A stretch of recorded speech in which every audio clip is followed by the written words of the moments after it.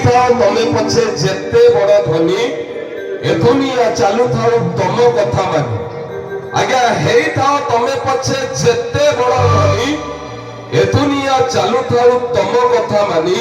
ଏ ଜୀବନର ସ୍ୱାଦ ଆଜ୍ଞା ମିଠା ଲାଗିବନି ଯଦି ମୁଣ୍ଡ ଉପରେ ନାହିଁ ତମ ମାର ପଣ ତକାନି।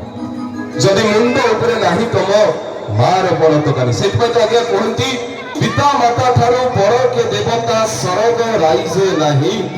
ତାଙ୍କରି ଆଶିଷ ସହାୟତା ସିନା ବିପଦୁ ତରିବା ପାଇଁ।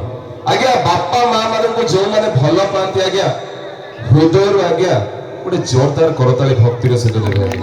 କାହିଁକି ନା ଏଇ ମଞ୍ଚ ଆଜ୍ଞା ଆପଣଙ୍କୁ ସୁଯୋଗ ଦେଇଛି ସେଇ ବାପା ମା ମାନଙ୍କୁ ସମ୍ମାନିତ କରିବା ପାଇଁ ନା କଣ? ଆମେ ଯାହା ବି କିଛି ହେଇଛୁ କେବଳ ସେଇ ବାପା ମାଙ୍କ ପାଇଁ। ଆମେ ଆଜ୍ଞା ମନ୍ଦିର ପାଇଁ ଲଢେଇ କରୁଛୁ, ମସଜିଦ ପାଇଁ ଲଢେଇ କରୁଛୁ, ହେଲେ ବାପା ମାଙ୍କ ପାଇଁ ଆମେ ନେଇ ବୃଦ୍ଧାଶ୍ରମରେ ରଖୁଛୁ।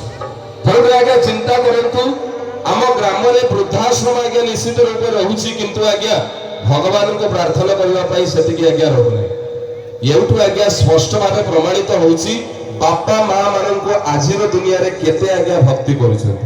ତେବେ ଚାଲନ୍ତୁ ଦର୍ଶକ ବନ୍ଧୁ ପରବର୍ତ୍ତୀ ଆକର୍ଷଣ ଯିବା ଆମ ପୁରାତନ ଛାତ୍ର ସଂସଦ ପରିବାର ତରଫରୁ ଆଉ ଏକ ଧୂଆଧାର ସଙ୍ଗୀତ ନେଇ ଆସୁଛନ୍ତି ମିଷ୍ଟର ଜନ୍ମଜୟ ଯାହାଙ୍କର ସଙ୍ଗୀତ ସେଇ ମା ଉପରେ ଆଧାରିତ। ମିଷ୍ଟର ଜନ୍ମଜୟ।